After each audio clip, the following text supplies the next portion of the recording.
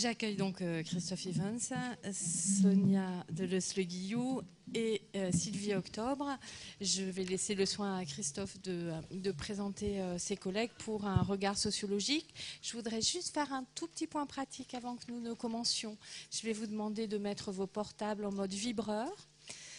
Et vous avez dans votre pochette un programme précis avec un déroulé horaire précis. Je vous demanderai de vous y tenir particulièrement pour les heures de pause parce que nous avons un programme très dense le matin. Pour ce qui concerne les ateliers de cet après-midi, vous avez dans la liste des participants, en face de chaque nom, l'atelier dans lequel vous vous êtes inscrit avec la localisation dans la bibliothèque puisque vous allez occuper les espaces de la bibliothèque. Nous profitons du fait qu'elle est fermée. Voilà, merci à tous et je laisse la parole à nos collègues sociologues. Merci. Merci beaucoup Charlotte, bonjour à toutes et tous.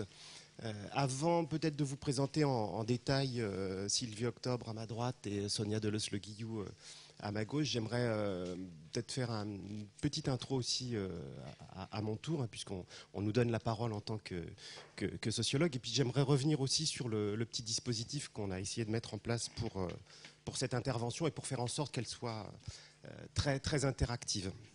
Alors on l'a dit là en introduction, c'est vrai que cette question de l'accueil des publics adolescents et jeunes adultes dans les bibliothèques est une question parfois épineuse. On sent effectivement qu'il y a un peu de poil à gratter dans cette question. On va le voir d'un côté, on ne sait pas toujours très bien faire pour attirer les adolescents et les jeunes adultes, même si à mon sens on fait mieux et même si aujourd'hui je pense que les bibliothèques tirent mieux leur épingle du jeu que les musées sur cette question. En tout cas, moi, dans l'établissement dans lequel je travaille, c'est assez manifeste. Hier après-midi, pour avoir eu l'occasion de parcourir les espaces de la médiathèque José Cabanis, Intermezzo en particulier, c'était aussi très visible, très, très sensible. On aura l'occasion d'en reparler un peu. Alors, on ne sait pas toujours très bien comment faire parfois pour les attirer, pour les retenir également.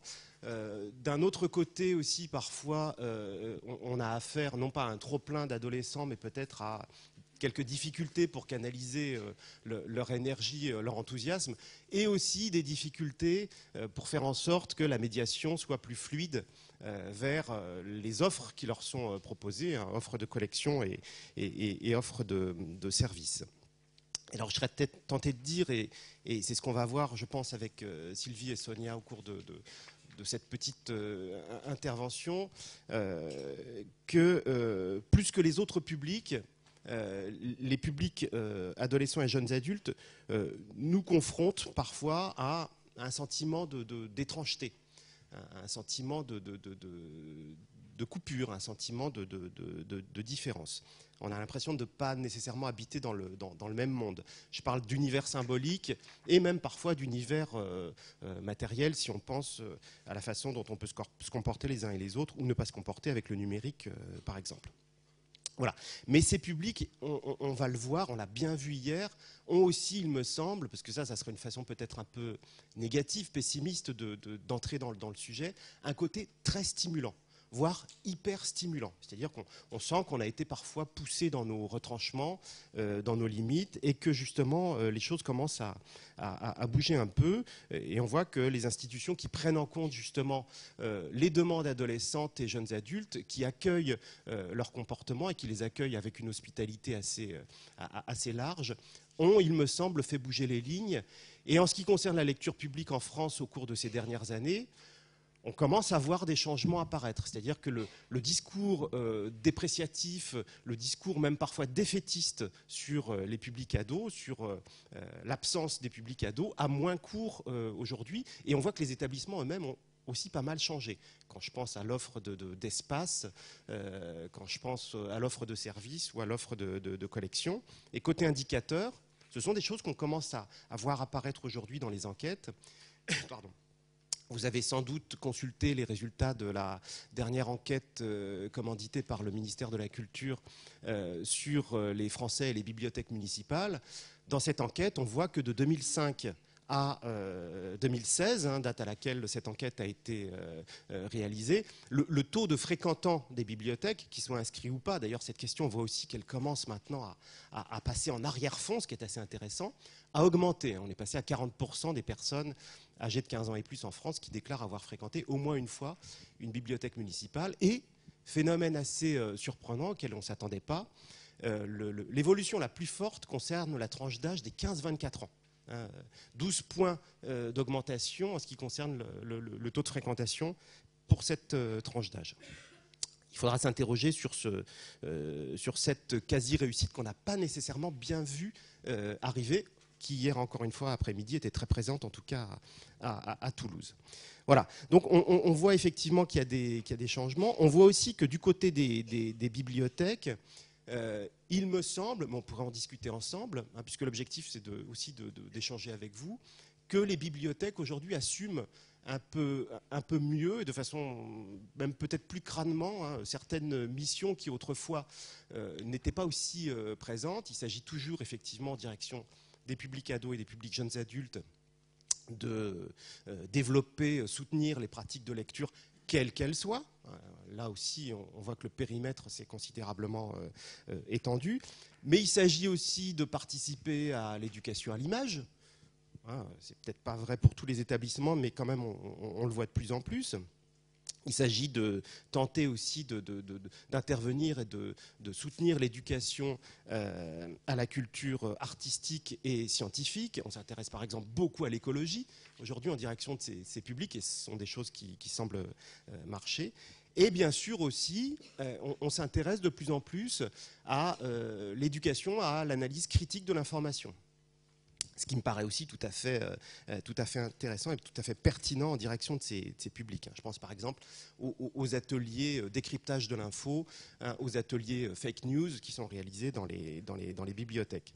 Petite parenthèse, si vous avez consulté aussi les résultats d'une enquête très récente commanditée par le Conspiracy Watch, réalisée par l'IFOP, on voit que précisément sur les 18-24 ans, la propension à croire aux théories du complot est quand même assez présente. Elle n'est pas nécessairement majoritaire. Et puis cette enquête a des biais, évidemment, mais quelques résultats quand même. 15% des 18-24 ans interrogés dans le cadre de cette enquête, qui est une enquête en ligne, pensent que la Terre est plate. 24% pensent que la Terre a moins de 10 000 ans. En France, on n'est pas aux États-Unis. Et 27% des 18-24 ans interrogés dans cette enquête pensent que l'homme n'a pas réellement marché sur la Lune en 69, mais que ça a été reconstitué dans un studio de cinéma. Voilà. Donc ça pour mettre en balance aussi le rôle des bibliothèques, les services qu'on peut proposer, l'accompagnement dans lequel on peut se lancer, et de l'autre côté aussi des mondes jeunes, des univers dont on va parler au cours de cette intervention, qui ont leur spécificité. Et je pense qu'on parlera aussi bien évidemment du rapport aux institutions culturelles d'une manière générale, aux bibliothèques en particulier. On va parler de l'évolution des pratiques culturelles, puisque c'était la thématique qu'on nous avait proposée, et on parlera bien évidemment de l'évolution de leurs pratiques de lecture, et je pense qu'on parlera également de la question du genre, puisqu'on sait que dans le domaine de la culture, cette question a une importance importante. Une importance importante. Considérable, centrale, merci. Voilà. Je leur ai proposé d'intervenir aussi spontanément pour éventuellement me corriger et bien évidemment apporter quelque chose de dynamique. Une petite mise au point sur le dispositif. Le dispositif pourrait laisser penser que vous avez d'un côté des sociologues, des chercheurs, des spécialistes, et de l'autre côté la salle, donc des professionnels inscrits dans la médiation en direction des jeunes publics. Ce qui pourrait laisser penser que d'un côté, on aurait des personnes qui sont versées dans l'analyse, la réflexion, des personnes qui savent, qui ont réponse à tout. Voilà, ça te fait rire. Pas du tout. Et de l'autre, en revanche, des professionnels qui seraient inscrits dans la pratique, le nez sur le guidon, et qui n'auraient pas ces capacités réflexives et cette capacité de prise de distance. Et bien évidemment que cette asymétrie n'a pas d'intérêt, hein, elle est fausse. Hein, les chercheurs inscrits dans la réflexion sont aussi des agents impliqués, des agents d'ailleurs qui prennent position, qui s'engagent vis-à-vis des jeunes publics. Hein. On va voir que dans le discours de Sylvie et de Sonia, il y a aussi hein, cet intérêt, on va dire, positif, peut-être personnel, pour les publics jeunes. Hein. Donc il y a aussi là, des modalités d'engagement intéressantes. Et vous, même dans vos pratiques, et ça c'était très visible hier par exemple, puisque moi j'ai eu la chance de participer à cet atelier, on voit aussi qu'il y a non seulement une expérience accumulée, mais aussi une expertise qui peut être intéressante de faire valoir, surtout quand on s'inscrit dans une prise de distance par rapport à soi, une déprise de soi, pour essayer justement d'analyser les choses. Alors, pour essayer justement de rompre un petit peu cette asymétrie artificielle, on va prendre la parole de manière relativement ouverte et spontanée. Moi, je propose de lancer Sylvie et Sonia sur des thématiques, mais on va garder le temps pour échanger assez longuement avec vous et pour que vous puissiez éventuellement nous renvoyer dans d'autres directions qui n'auraient pas été abordées. Donc pour dialoguer, puisqu'il ne s'agit pas d'une intervention académique au cours de cette matinée, donc Sylvie Octobre, hein, qui est sociologue, chargée d'études au DEPS, le département études prospectives et statistiques du ministère de la Culture. Sylvie, vous la connaissez sans doute parce que vous avez peut-être déjà eu la chance de l'écouter et sinon de la lire. C'est fait pour spécialité au DEPS de développer un champ d'études qui ne l'avait pas été vraiment jusqu'à son arrivée, c'est-à-dire les enquêtes sur les pratiques culturelles des adolescents et des jeunes adultes. Hein. Alors là, on va de 10 à... je ne sais pas, on verra. Et donc ce sont des enquêtes, notamment des enquêtes longitudinales, ce qui n'est pas très courant dans le domaine des études quantitatives, hein. L'enfance des loisirs, mais c'est également 2 pouces et des neurones.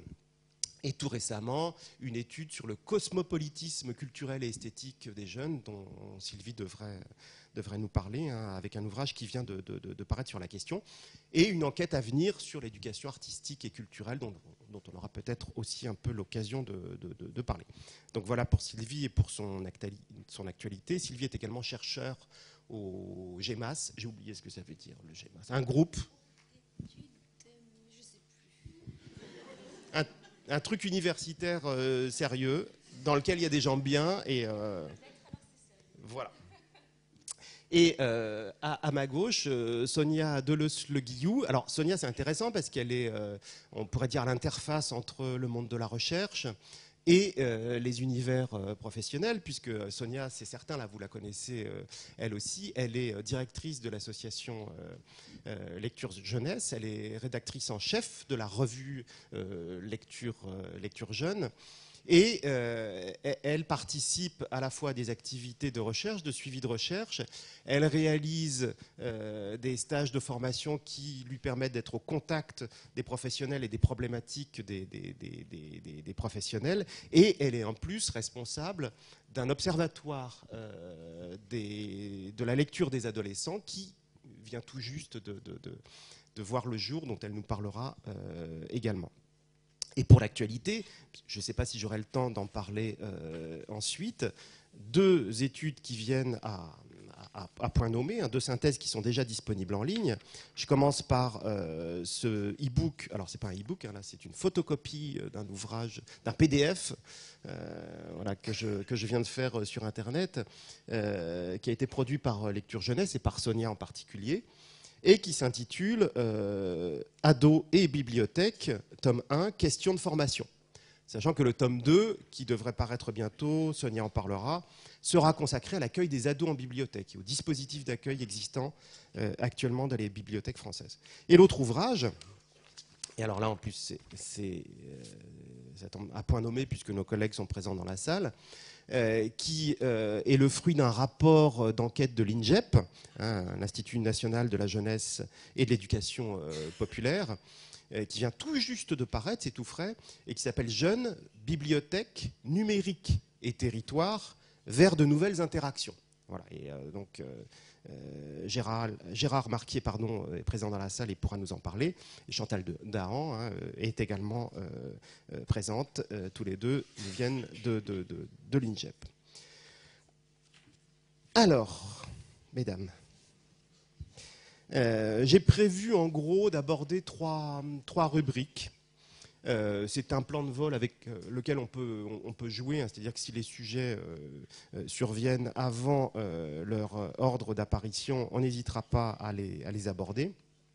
On va commencer par des positionnements, des postures, voire même des biais, hein, quand on s'intéresse à la question des ados et des jeunes adultes au niveau des pratiques culturelles et en ce qui concerne le rapport ou le non-rapport avec les bibliothèques. J'ai l'intention ensuite de parler de la spécificité des mondes jeunes actuels. On va commencer par s'intéresser à eux, hein, de façon ouverte et positive, avant de voir ce qui se passe ou pas avec les institutions. Et ça sera le troisième point, hein, puisque là, on essaiera de voir justement ce qui se passe en termes de socialisation et quel peut être le rôle des institutions dans ce domaine. Et Sonia, on va commencer avec toi, puisque dans notre échange, tu me disais... je pourrais peut-être parler de cette question lancinante, hein, pourquoi vouloir attirer des ados en bibliothèque? C'est vrai qu'on pourrait peut-être commencer par se poser cette question que je te pose. Merci. Bonjour à tous. Oui, c'est une question importante parce que c'est la question, en fait, c'est le terme attirer sur lequel je voudrais attirer l'attention, puisque c'est un terme qu'on entend beaucoup en formation. Alors, vous avez bien compris, je ne suis pas sociologue et comme le disait vraiment bien Christophe, je fais le lien en fait entre les recherches justement et vous tous qui êtes sur le terrain. L'idée pour nous et pour l'Observatoire, c'est de faire connaître les études qui existent et puis vulgariser, diffuser pour que toutes les enquêtes qui existent, qu'elles soient quantitatives, qualitatives, puissent servir directement à tous les professionnels, bibliothécaires, mais aussi animateurs, enseignants et tout type de professionnels travaillant avec des ados. Alors la question de attirer les ados en bibliothèque, et je vais plusieurs fois de suite, hein, peut-être pointer à chaque fois des points de vigilance, elle me semble importante puisque elle entraîne en fait parfois une confusion ou une difficulté qui est le repérage entre les objectifs et l'action qui est menée du coup dans les bibliothèques. C'est-à-dire que comme les jeunes, ce que tu as dit Christophe et ce que vous avez dit dans l'introduction, sont soit très présents, soit on les considère, on les voit, on se les représente comme très présents ou très absents, on se les représente comme ça, on veut absolument les attirer et les faire venir dans la bibliothèque. D'abord, je ne suis pas sûre que ce soit toujours en les faisant venir à la bibliothèque qu'on puisse réellement mener une politique de lecture publique en direction des ados. C'est un des moyens, mais ce n'est peut-être pas le seul. Et la deuxième chose, c'est que les attirer, ça peut passer par des tas de voies différentes. Et il me semble que le danger serait la confusion entre l'événementiel, par exemple, des opérations qui sont attractives à un moment donné, mais qui peuvent du coup ne pas forcément suivre des objectifs de long terme en direction d'un public d'adolescents qui n'est pas toujours très ciblé. Ce que je veux dire par là, c'est que la question sous-jacente, quand on veut attirer des publics ados en bibliothèque, c'est quel type d'adolescents veut-on faire venir et pourquoi veut-on les faire venir et pourquoi veut-on les faire lire ou leur proposer une offre culturelle. Et il me semble que ces questions-là, elles doivent se poser au préalable de toute action, puisque quand on veut attirer des ados, du coup, en fait, ça regroupe un certain nombre de questions extrêmement variées et auxquelles on ne répond pas toujours quand on lance des actions pour les ados. Voilà, c'est cette question de attirer les ados qui, à mon avis, en cache, en fait, c'est l'arbre qui cache la forêt. Pourquoi est-ce qu'on veut le faire et qu'est-ce qu'on met en œuvre pour le faire et quel public d'adolescents on va toucher derrière? On aura peut-être l'occasion d'en parler, je sais pas. Sans doute, oui, notamment sur la question des projets, hein, et des projets de service. Merci Sonia. Et alors là, pour le coup, aussi dans les échanges qu'on a pu avoir, Sylvie et moi, pour préparer cette intervention, toi, tu m'as rappelé qu'il ne fallait pas céder aux paniques morales. Est-ce que tu pourrais... Oui, en fait, alors là, pour le tout, on décolle de... Mon propos ne tenait pas forcément seulement au rapport entre les jeunes et la lecture, mais au rapport des jeunes à ce qu'on essaie de leur transmettre de manière générale. Alors, le terme de panique morale, c'est pas moi qui l'ai inventé, en fait. C'est quand on regarde ce qui s'est passé dans l'histoire de la découverte, de l'apparition de nouveaux médias, donc de nouveaux rapports à la culture, systématiquement, arrivent ce qu'on appelle des paniques morales, qui vont d'ailleurs s'insinuer dans des espaces presque invisibles. Je vais vous donner un exemple de cette invisibilité. La panique morale, ça fait évidemment penser à ils sont tous bêtes parce qu'ils sont sur le jeu vidéo, et avant le jeu vidéo, ils sont tous bêtes parce qu'ils regardent trop la télé, et avant la télé, je le signale parce qu'on l'a oublié, l'imprimerie l'invention de l'imprimerie et donc la démultiplication du livre et donc de l'accès à la lecture a fait l'objet d'une première panique morale, puisque ça devait abêtir les foules. Ça fait réfléchir quand même avec distance. Alors, un exemple de cette invisibilité, de cette panique morale, je ne sais pas si certains d'entre vous ont vu passer le livre de David Buckingham, qui en français porte le nom « La fin de l'enfance ». David Buckingham, c'est un sociologue qui est spécialisé justement sur l'observation de la manière dont les enfants interagissent avec le monde qui les entoure et leurs cultures enfantines. Et ce titre, « La fin de l'enfance », est typique des paniques morales qui sont extrêmement présentes en France.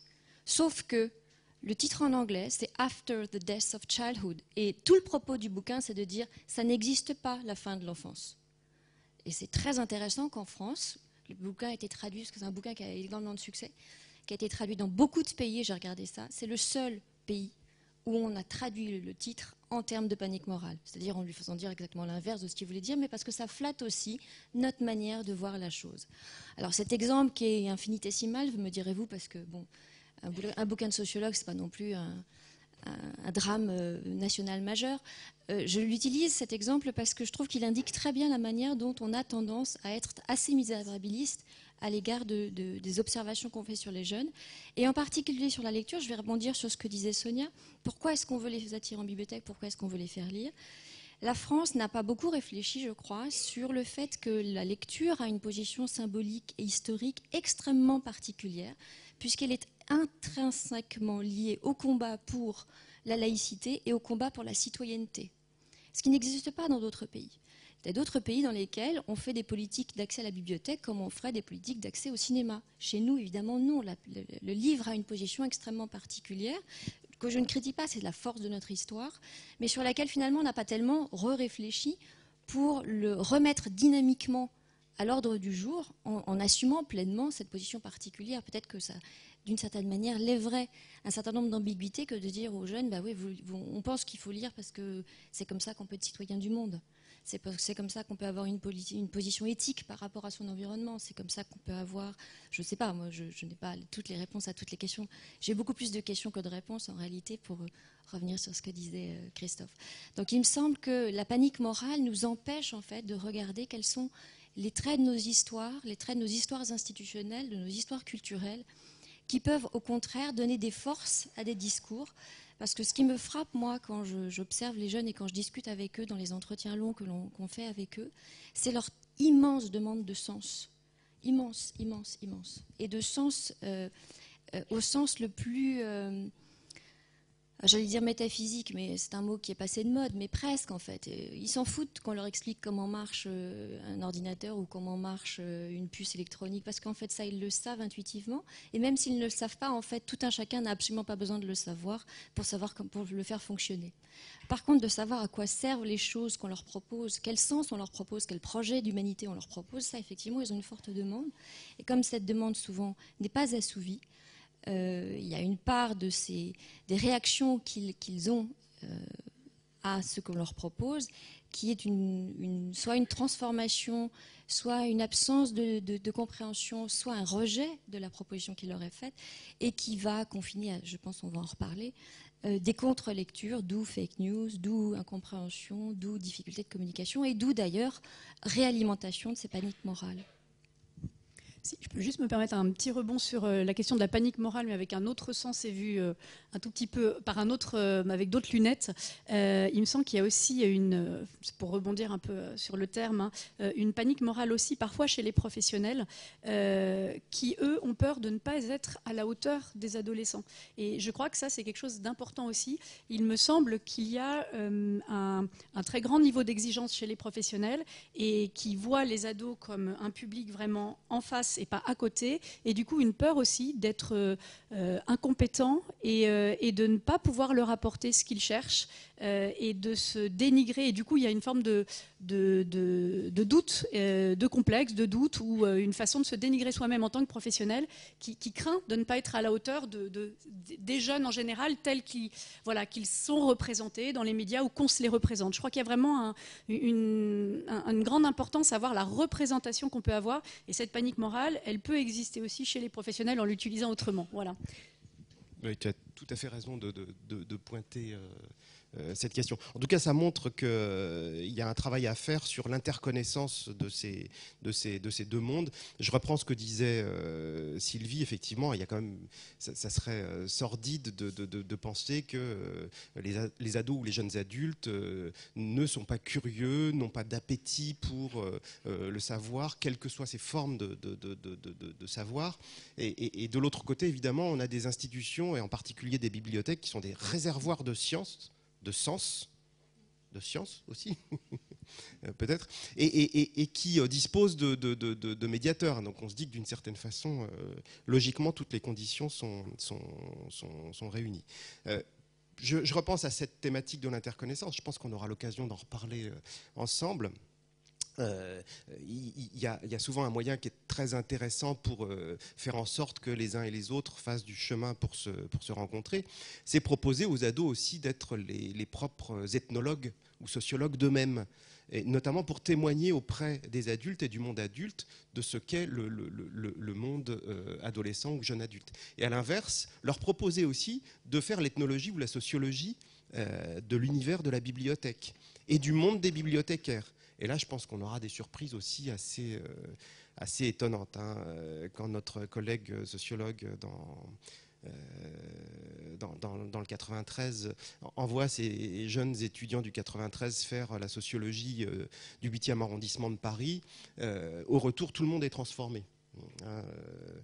Et d'abord les ethnologues qui sont les ethnologues d'eux-mêmes, puisqu'ils se rendent compte de leurs différences quand ils sont dans ces quartiers qu'ils essayent d'observer. Sonia, tu m'avais dit aussi, et je venais d'en parler là dans cette petite présentation rapide, les adolescents comme catalyseurs, révélateurs de problématiques plus larges. Là, tu faisais référence à quoi ? Alors, plus large que celles qui les concernent directement, je me plaçais toujours du point de vue vraiment des professionnels de la bibliothèque et de ce que j'entends et ce que l'on peut observer en formation, vu que c'est un lieu dans lequel les professionnels, les bénévoles viennent pour construire, réfléchir sur leurs projets, prendre de la distance. Et il me semble qu'il y a deux choses qui apparaissent très clairement. C'est qu'en réalité, souvent, quand on entend qu'il y a des questions autour des adolescents, bien sûr qu'il y en a sur cette phase, ce public-là, qui est très mouvant, donc c'est parfois un peu difficile à suivre, de suivre les effets de mode aussi, les pratiques, etc. Mais plus profondément, je crois que ce qui émerge souvent, c'est deux choses très liées à ce que j'évoquais tout à l'heure sur les représentations qu'on peut avoir des ados. La première chose, c'est qu'il peut y avoir des divergences de point de vue dans les équipes, des conflits de représentation au sein même des équipes qui émergent. Et c'est moins, dans ces cas-là, les adolescents eux-mêmes qui peuvent réellement poser problème parce qu'ils viennent pas, parce qu'ils n'utilisent pas les ressources de la bibliothèque, mais que les représentations que l'ensemble des professionnels de la bibliothèque ou d'un territoire peut avoir des adolescents. Et la deuxième chose, du coup, c'est le sentiment éventuel, pour ceux qui sont en général en plus très mobilisés, très militants en direction de ce public-là, très passionnés, c'est un éventuel sentiment d'isolement ou d'incompréhension par rapport à des collègues.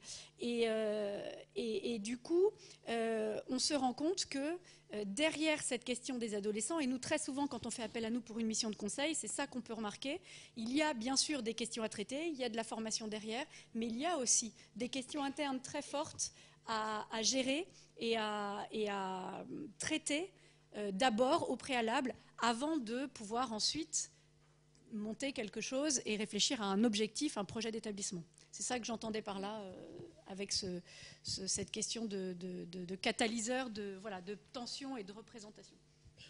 Merci pour cette précision. Tu vas ajouter quelque chose ? Je suis frappée que Sonia dise ça parce que ça me semble à la fois très juste et expliquer pourquoi, depuis 15 ans, enfin c'est ce qu'on se disait tout à l'heure, depuis 15 ans que je fais ce métier, il y a eu quand même, sur le domaine des jeunes et en particulier sur le domaine de la lecture, énormément de travaux réalisés qui sont pour certains d'extraordinaire qualité en France, en Europe et dans des pays extra-européens, qui convergent vers des diagnostics quand même maintenant qui sont, on va dire, relativement stabilisés sur des tendances lourdes, pas sur les effets de mode bien sûr, mais sur les tendances lourdes.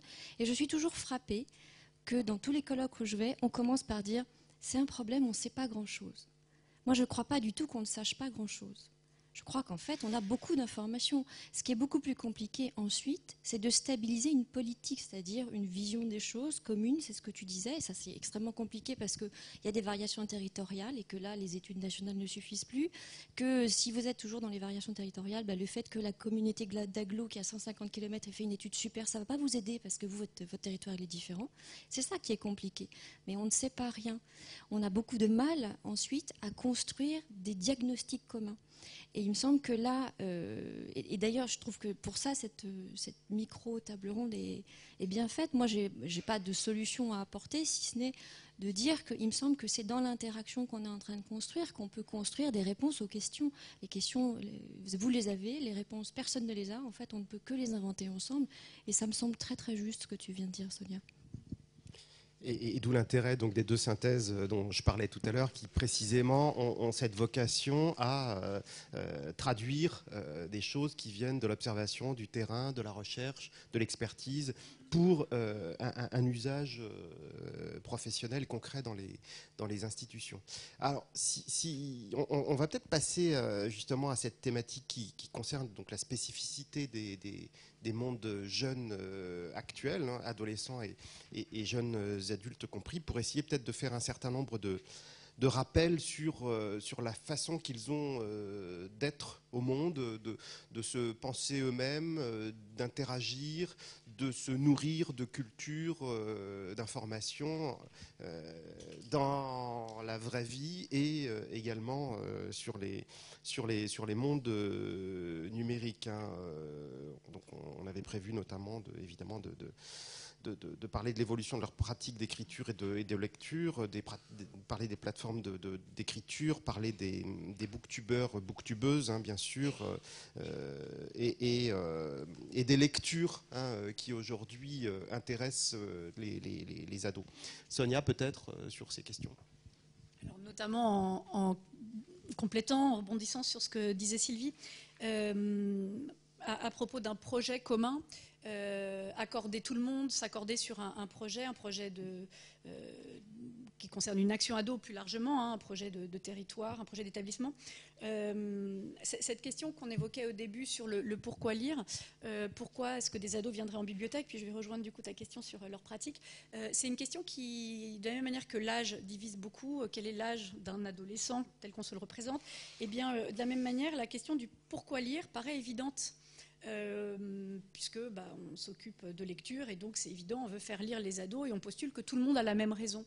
Et en fait, on se rend compte en formation que quand on demande aux professionnels, au début c'est très consensuel et puis au fur et à mesure que les formations évoluent et à partir du moment où on se met à parler aussi, par exemple des buzz, des livres qui occupent vraiment, qui déplacent des ados par exemple, qui les font bouger. Je pense à des livres comme Enjoy Marie par exemple, des livres de youtubeurs qui sont publiés, puis bon, il y en a beaucoup, on se rend compte en fait que ça divise beaucoup les professionnels. Est-ce qu'il faut les mettre en bibliothèque? C'est une très vieille question, cette collection de la Poldoc. Qu'est-ce qu'on met ou qu'est-ce qu'on ne met pas?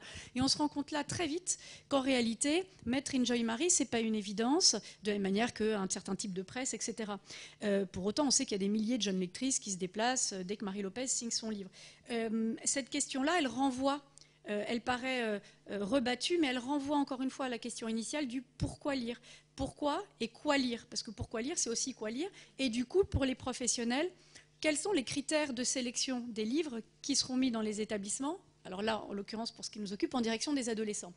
Et ça me paraît d'autant plus important, cette question, qu'on est souvent avec donc, des passionnés.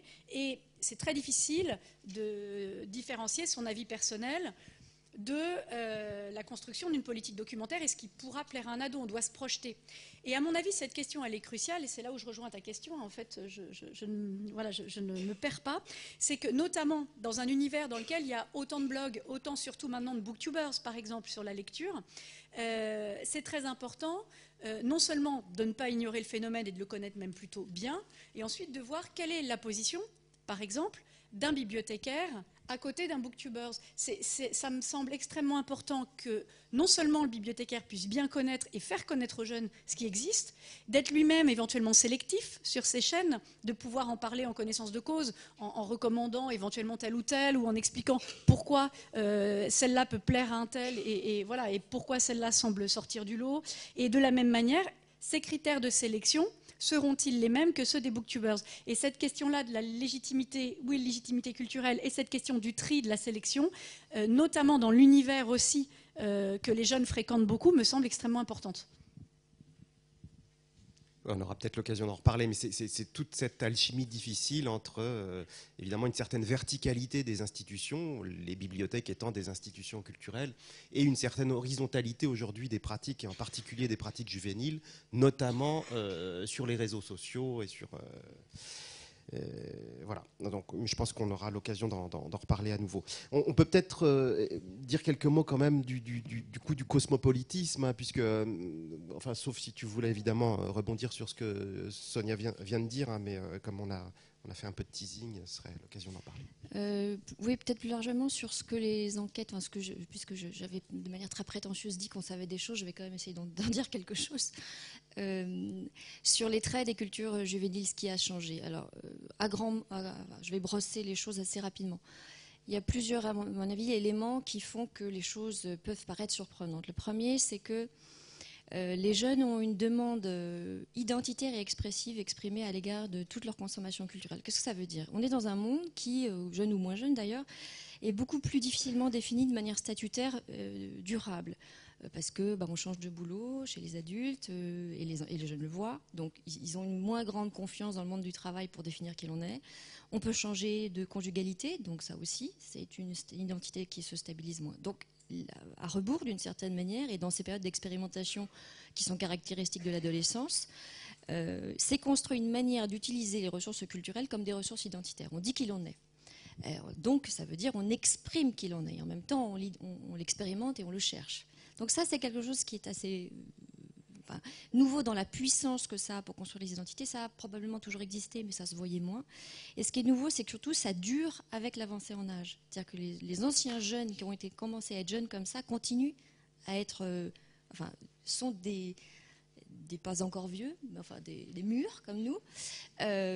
Voilà, des vieux jeunes, je ne sais pas comment il faut le dire, parce que ce n'est pas très joli, vieux jeunes, c'est un peu critique, donc je voulais éviter ça. En tout cas, grandissent en gardant ces traits-là. Et ça transforme assez profondément quand même les rapports sociaux et notamment les rapports à la culture. Deuxième chose, et qui est liée, c'est-à-dire qu'ils ont forcément, s'ils ont ces usages identitaires de la culture, des volontés d'engagement fort différentes de celles qu'on pouvait se représenter des générations précédentes. Les engagements, ils sont beaucoup plus ponctuels, beaucoup plus mobiles et réversibles. Ce qui ne veut pas dire, pour autant, qu'ils vont eux-mêmes, les jeunes, considérer que s'ils changent, par exemple, de passion culturelle ou s'ils changent de modalité de s'y engager, ils se renient. Alors que l'engagement dans les générations précédentes a toujours été accompagné d'une représentation de la durée et de la non-réversibilité. Typiquement, c'est l'engagement amoureux. Hein. Si on n'est plus amoureux, ça veut dire qu'on s'est renié quelque part, y compris si on peut être amoureux une deuxième fois. Là, ils ne sont pas du tout dans cette logique-là. Et nous, ça nous force aussi, dans les principes éducatifs ou dans les processus éducatifs qu'on met en place, à repenser un peu les choses en termes de mobilité, ce qui est très compliqué parce que ça prend à revers tous les prolégomènes de l'éducation, quel que soit le domaine sur lequel elle s'applique. Autre aspect que je voulais citer, il me semble qu'ils sont aussi dans un monde où la notion de fiction s'est extraordinairement développée. En fait, ils sont dans des mondes fictionnels, narratifs, permanents. La plus grande des ressources narratives qui leur est offerte, et celle qu'ils utilisent le plus, étant la ressource narrative fictionnelle des séries télé. Là où dans les générations... disons, des plus de 60 ans, c'était évidemment le livre.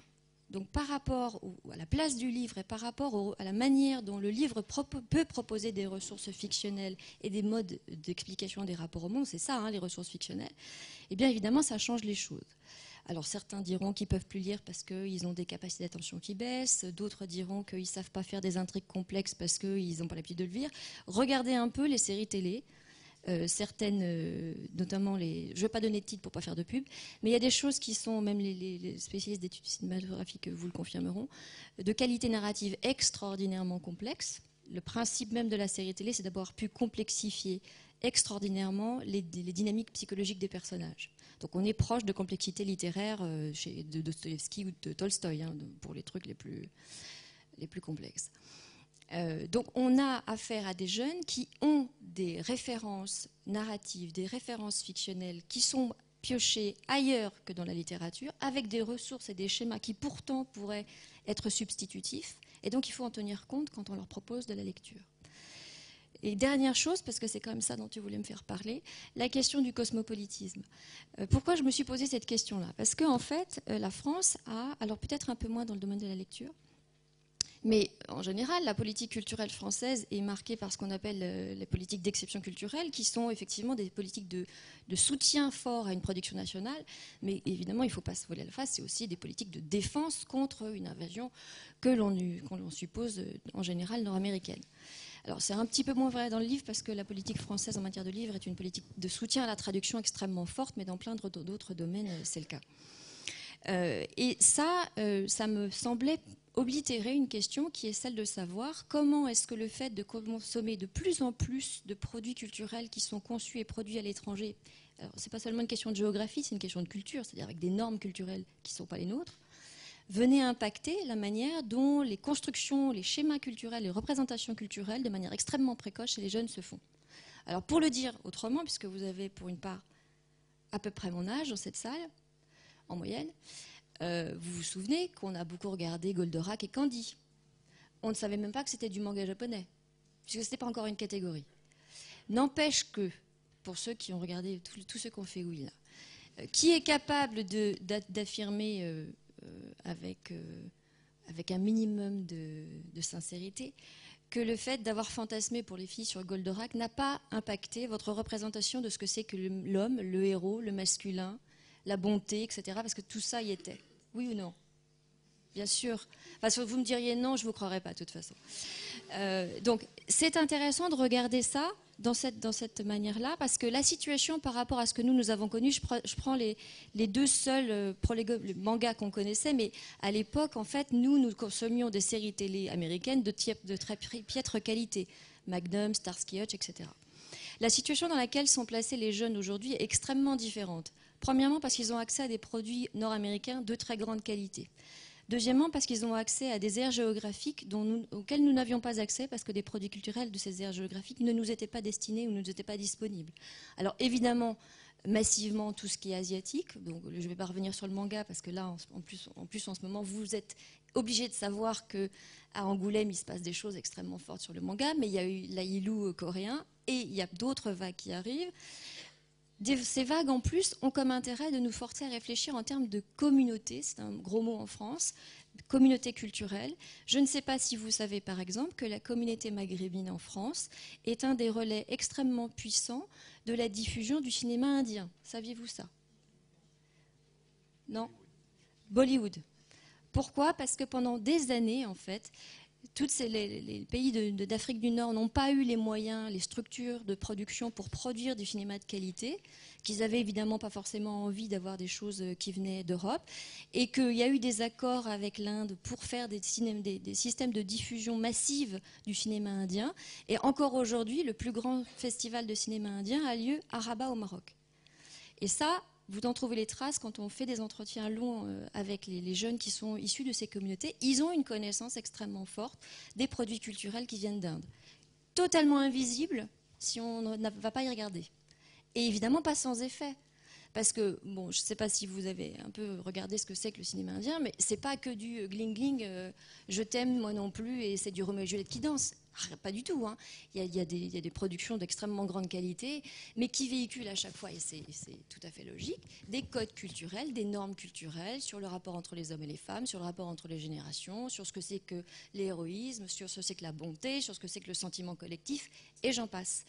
Et tout ça, c'est extrêmement intéressant à regarder parce qu'évidemment, ça vient collusionner, je ne sais pas un mot ça vient s'opposer à ce que nous, à travers les politiques culturelles, dont la lecture, mais d'autres, on essaye de transmettre en termes de valeurs, parce que ce n'est pas que des objets qu'on transmet, ce n'est pas que des contenus culturels, c'est ceux qu'ils portent avec eux, de capacité en France notamment, extrêmement fortement, de débattre de tout, puisque c'est censé être, et on le soutient encore très fortement, une des caractéristiques du rapport à l'écrit en France, c'est d'être capable, par l'écrit, de débattre de tout, à partir du moment où un certain nombre de précautions sont prises, qui sont pas d'attaque ad nominem.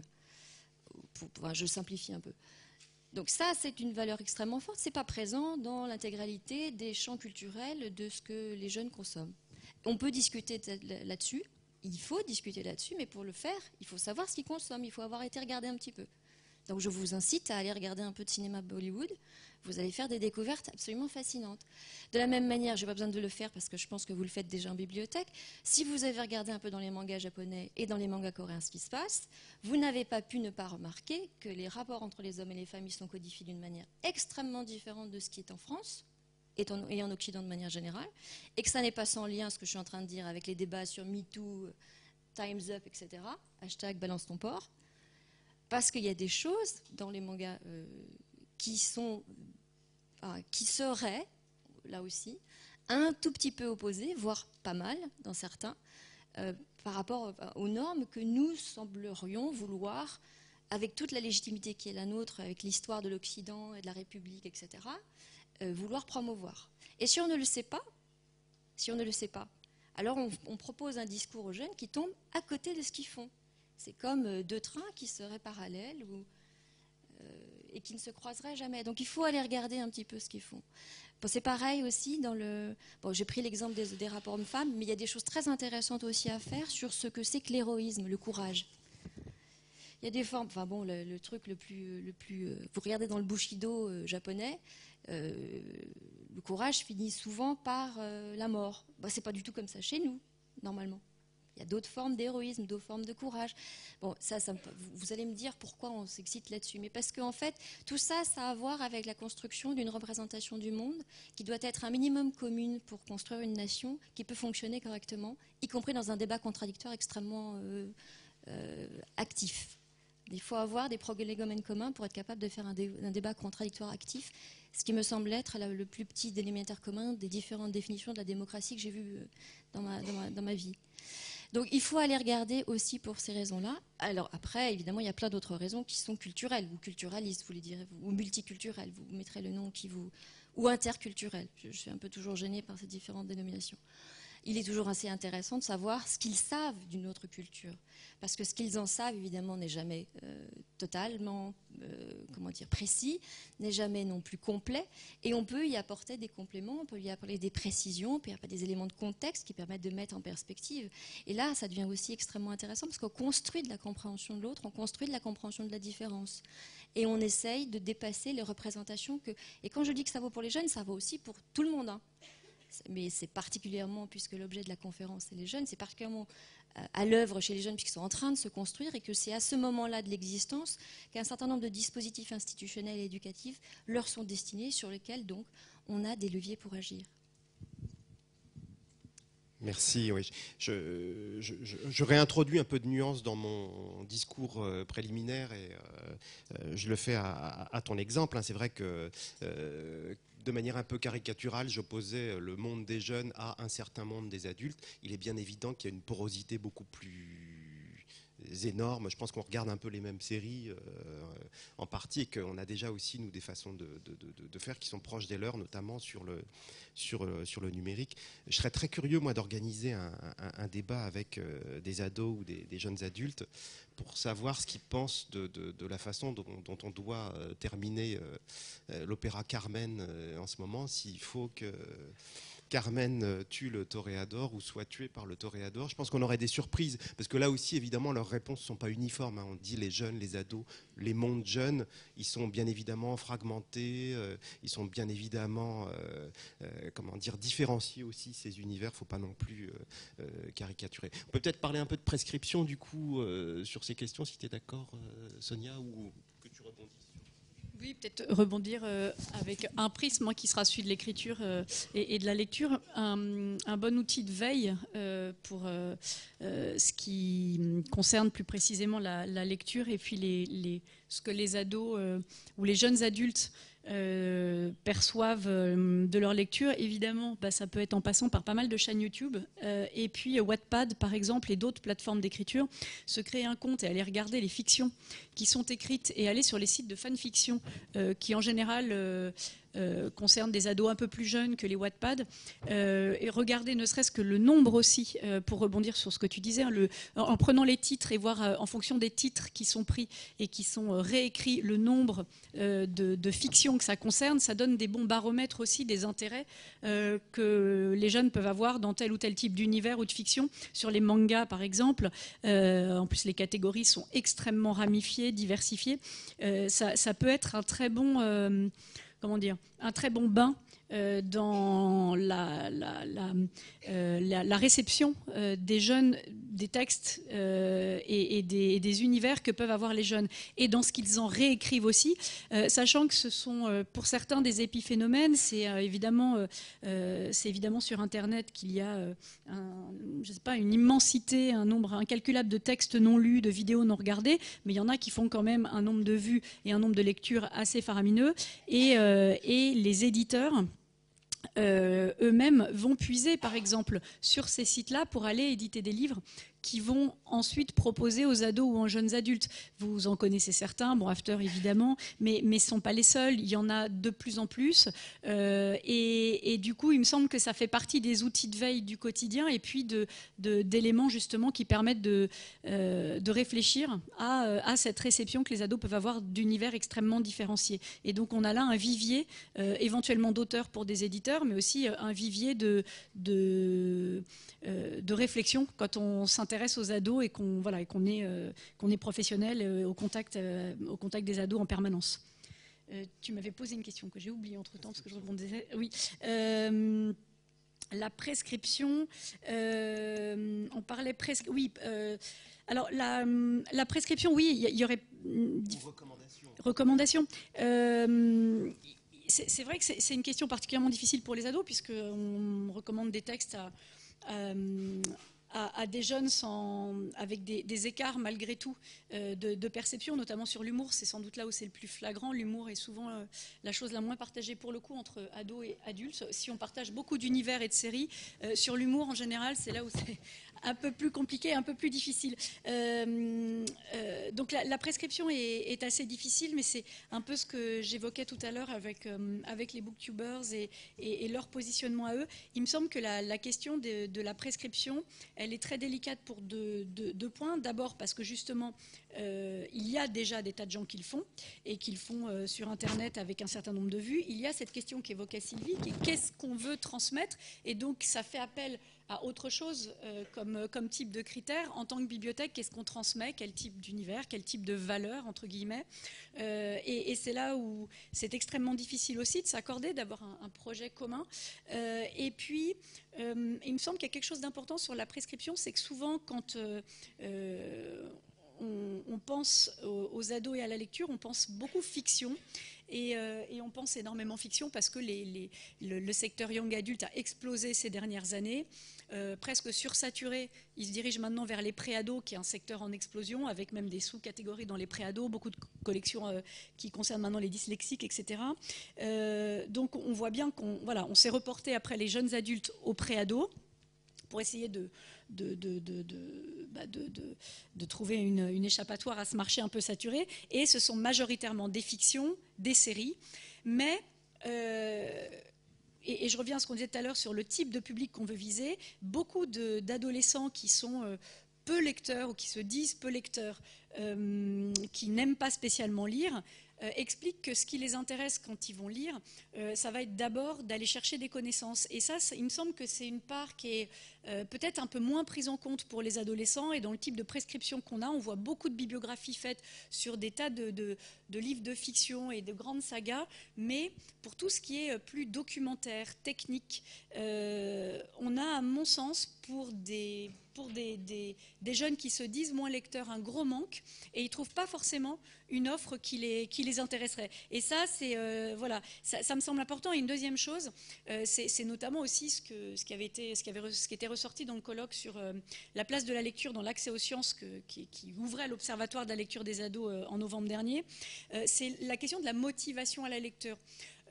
Faire lire les ados et pourquoi les faire lire, c'est aussi, s'ils se mettent à lire, c'est qu'ils ont une raison de lire, ils ont une motivation à la lecture. Alors il y a énormément de motivations possibles pour lire, il y a plein d'usages de la lecture dont peuvent parler eux-mêmes les lecteurs, mais il me semble qu'en tout cas l'accès à des connaissances et l'ouverture fait partie de leurs envies, et que voilà, c'est peut-être quelque chose aussi sur lequel on peut être vigilant dans ce qu'on leur propose et dans le type de livre qu'on peut entre guillemets prescrire.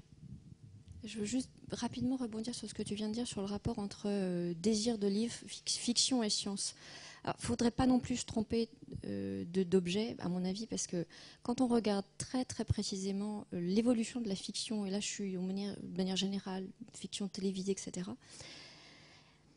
le succès des fictions actuelles, notamment chez les jeunes, est lié à leur capacité d'émotionnalisation. C'est très moche comme mot, c'est parce que je ne trouve pas d'autres, qui est elle-même liée aux effets de réel ou de vérisimilitude qu'elles sont capables de créer ces fictions. Je vais prendre un exemple concret. Vous avez, je pense, à peu près tous entendu parler de Dr House.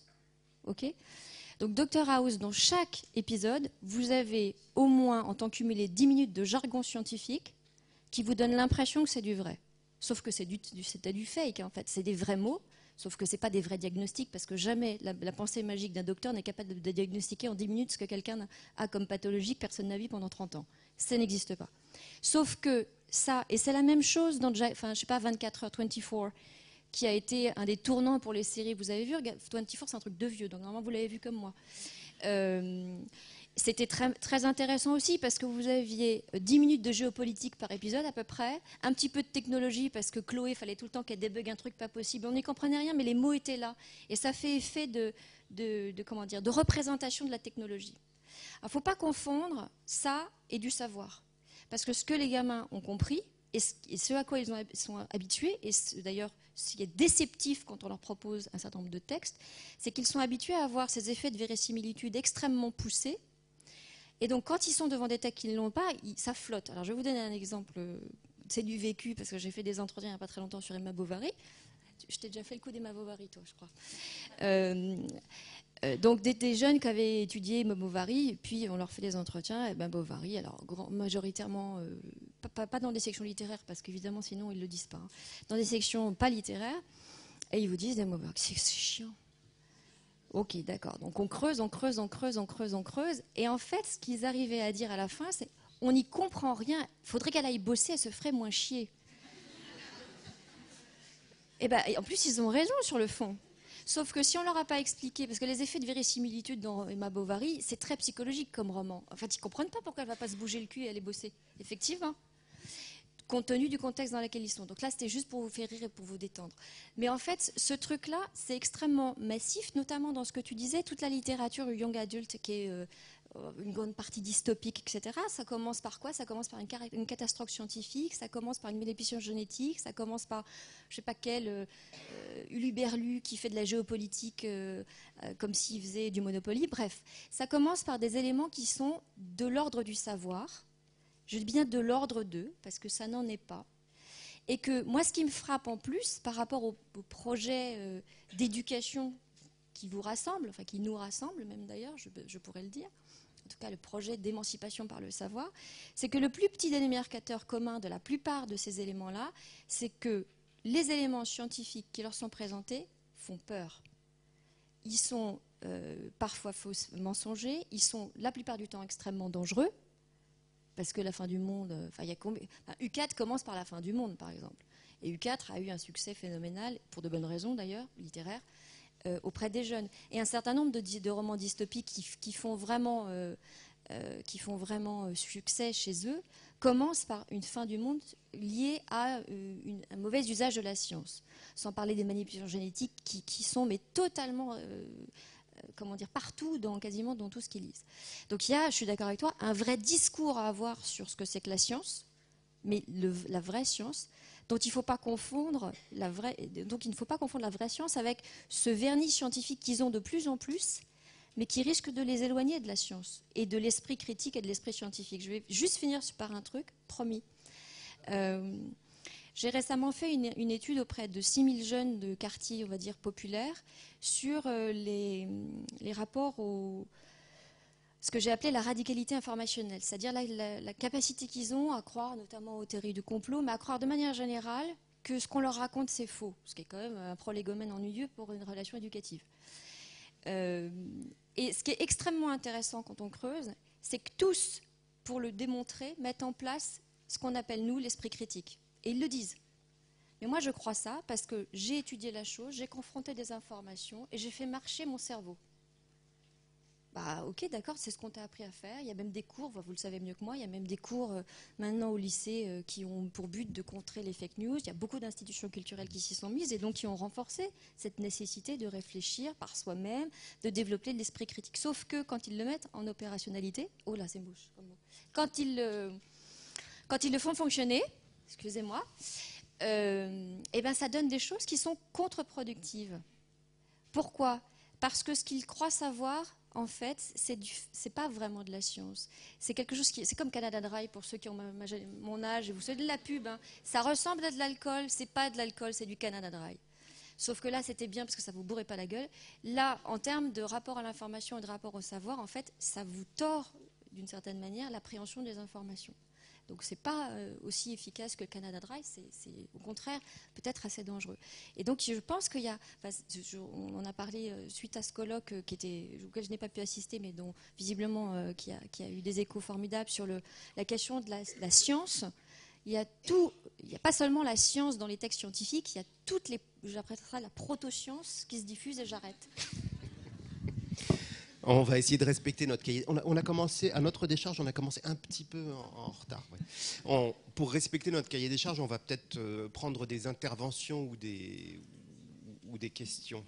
Et avant que la première n'arrive, je signale aussi, parce que je ne l'ai pas dit, que dans le dernier numéro de la revue des livres pour enfants, il y a une interview que je trouve lumineuse d'Olivier Donat. Le dossier est consacré à bibliothécaires et libraires. Déjà, il est super, passionnant. Il y a une interview d'Olivier Donat qui est lumineuse, mais qui en dit long aussi sur l'avenir supposé des pratiques culturelles en France. Avez-vous des remarques on peut déplier aussi des choses qui ont été peut-être abordées rapidement, voire techniquement. On a un peu néologisé ce matin.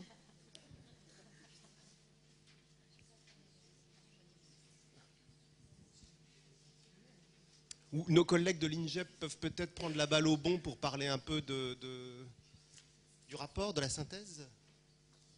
Si.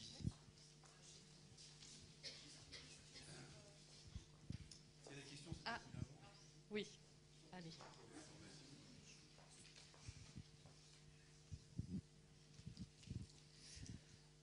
Oui, j'ai juste une question, une demande de complément, peut-être, par rapport à votre présentation. Qu'est-ce que vous faites de la nouvelle influence, de la nouvelle importance, ou pas, hein, j'en sais rien, mais de l'engagement religieux des jeunes dans les nouvelles pratiques et dans leur rapport, du coup, à l'esprit critique, à la culture, etc., qui nous embarrasse aussi, puisque il y a souvent dans des démarches de réflexion, tout d'un coup, une invitation aux faits religieux qui nous désarçonne un peu, parce que voilà, on nous dit Charlie Hebdo était une bon exemple, hein, les attentats autour de Charlie Hebdo qui étaient très difficiles à discuter avec les jeunes, parce que pour eux c'était oui, ça se fait trop pas de représenter comme ça Mahomet, donc ils l'ont bien cherché, etc. Donc il y a quand même de nos jours, chez les ados en particulier, une référence aux faits religieux qui nous perturbe beaucoup dans dans le dialogue et dans les échanges et autour du scientifique notamment. De mon point de vue, il y a deux choses dans le retour du fait religieux. Il y a le fait que ça met en difficulté la République une et indivisible qui s'est construite sur une invisibilité du fait religieux qui en fait est partiellement fallacieuse, puisque ce n'est pas très révolutionnaire que de dire que nous sommes soi-disant laïcs, mais quand même avec beaucoup de traces de catholicisme, jours fériés, arbre de Noël, etc. Sans que j'ai aucune position à prendre, enfin, je signale que notre neutralité n'était pas tout à fait totale, et que du coup, il faut effectivement le retour de communautés, pour le dire clairement, de communautés principalement musulmanes, parce que c'est ça dont vous parlez, qui sont très attachées à leur culture religieuse, parce qu'elle est aussi très constructive identitairement, nous pose un problème. Ça, c'est un sujet que je ne peux pas traiter. Enfin, je veux dire, là, je suis hors de mes compétences. En revanche, pour revenir à ce que je disais sur l'esprit critique, dans cette même enquête, on est allé voir des jeunes dans les zones en difficulté, concrètement où il y a des communautés maghrébines extrêmement développées, et concrètement où il y a effectivement des troisième générations pour lesquelles le retour à la religion est assez présent. Ça croise pas mal d'explications potentielles, hein, ça croise l'incapacité... Enfin, ça revient à la question que je posais tout à l'heure, que je soulignais tout à l'heure, de la demande de sens des jeunes. Et c'est une demande de sens qui croise aussi la question du religieux, parce que le religieux on propose des réponses à la question du sens. Alors, est-ce que c'est les bonnes, est-ce que c'est les pas bonnes? Ça, c'est à chacun de se prononcer. Je n'ai rien à en dire. Moi, ce qui m'a frappé, quand on travaillait sur la question des complots ou des croyances scientifiques, pas des savoirs, des croyances scientifiques, c'est qu'on tombait sur beaucoup de jeunes qui disaient ouais non mais en fait la Terre est ronde, mais c'est marqué dans le Coran depuis longtemps, hein, c'était pas si compliqué à savoir. Les manipulations génétiques, mais c'est expliqué dans le Coran comment on va faire, c'est expliqué. En fait, ils ont des approches du texte, des textes. Alors je prends celui-là, mais je signale que les créationnistes américains qui travaillent sur la Bible, c'est pareil, hein, et il y en a quelques avatars en France qui sont moins visibles mais qui existent tout autant.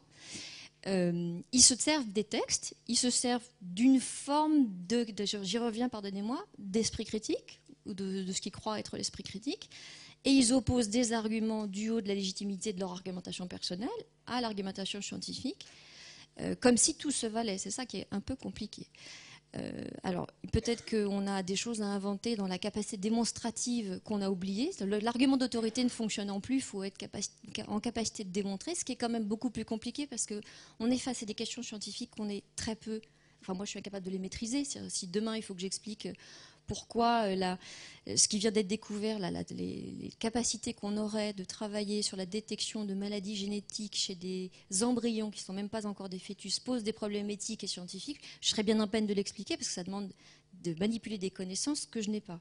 Donc on est aussi face à des difficultés et on ne peut pas seulement se dire bon bah voilà, il y a machin qui a dit ça. Ça ne marche plus en fait cet argument-là. Le docteur Montagnier ou le docteur Friedman a dit ça. Je cite volontairement des gens qui ne se sont pas exprimés, comme ça je ne vise personne. Alors donc, c'est comme ça qu'il faut faire. Ça, on sait que l'argument d'autorité ne marche plus parce que l'Internet est venu percuter tous les arguments d'autorité, que le développement de la liberté, enfin, l'extrême développement de la liberté de chacun à s'exprimer soi-même, la demande même d'ailleurs qui est faite, les institutions aussi demandent à chacun de s'exprimer soi-même, d'être libre en conscience de son opinion, et bien ça vient aussi percuter les arguments d'autorité. Donc on est face à des contradictions que nous avons nous-mêmes créées, c'est les contradictions de la démocratie poussée à son développement. Elles sont complexes, elles sont très complexes. Les crainte, moi, que j'ai, c'est, et là on sort de la culture, hein, on est sur plus large sans doute, c'est les contractions démocratiques qu'on voit apparaître un peu partout. Et en fait, c'est ça notre enjeu, me semble-t-il. Il est au-delà de la culture, il est sur la défense d'un modèle de vivre ensemble, pour le dire avec les mots qui sont à la mode. Pour signaler que sur cette thématique-là, on va sortir un numéro de revue en décembre prochain qui aura pour titre celui dont on ne doit pas prononcer le nom et qui sera consacré à jeunes et religion, justement, à cette question-là, alors pas forcément sous l'angle de la radicalisation hein, du tout, mais en tout cas la question de la religion et la question de Dieu, comme tabou ou pas. Et du coup, j'en profite pour glisser les 3 autres numéros. Qu'est-ce qui fait bouger les jeunes aujourd'hui? La question de la lecture au masculin aussi, ce sera notre numéro de juin. Et la place des sciences dans l'accès, la place de la lecture dans l'accès aux sciences en mars prochain. Voilà, mais sur la religion en décembre prochain. Donc, pour pouvoir poser un peu la réflexion justement sur ces questions-là. Bon, il paraît que je dois faire très court, donc avec Chantal Dahan et une troisième personne qui s'appelle Cécile Delsalle, on a travaillé donc pendant une année sur une enquête qualitative sur la question des jeunes bibliothèques numériques et territoires vers nouvelles interactions. Il y a 4 axes qui, je vais être très rapide, les adolescents, un public plus actif, en partie du fait du numérique, à rendre plus acteurs. Donc on a travaillé un peu ces questions, notamment le rôle des réseaux sociaux, comment les bibliothèques utilisent les réseaux sociaux pour rencontrer les jeunes et comment les jeunes perçoivent ces réseaux sociaux. La question de la médiation, avec notamment l'importance d'une vision transversale de la médiation. On a un peu parlé par exemple de l'éducation à l'information. Enfin, il y a beaucoup de convergence entre ce qu'on a fait et ce qui a été dit jusqu'à présent. La question du rapport entre le physique et le numérique, la question des espaces qui sont abordés dans cette étude et ce rapport, et puis la question des partenariats locaux, notamment l'importance des rapports entre la bibliothèque et les acteurs locaux jeunesse, éducation nationale, mais aussi structure jeunesse, qui nous paraissent extrêmement importants pour mettre en mouvement les objectifs développés. Voilà, donc la synthèse est actuellement en ligne, elle fait 16 pages, je ne sais pas sur quel site, sur le site de la BPI ou sur le... À venir sur le Bibliothèque dans la Cité, bien sûr, puisqu'on fera une page sur la journée d'études sur laquelle on mettra tous les liens vers ce type de document, bien sûr. D'accord, il sera en ligne sur le site de l'INJEP avec le rapport qui est en cours de validation, de relecture. Très bien, merci. Et nous avons une version papier qui sera accessible à la pause pour ceux qui le souhaitent. Il me revient le difficile devoir d'interrompre nos discussions pourtant fort intéressantes. C'est toujours un peu difficile. On vous propose de faire une pause qui sera très rapide. On vous donne rendez-vous à 11h05. Voilà, merci.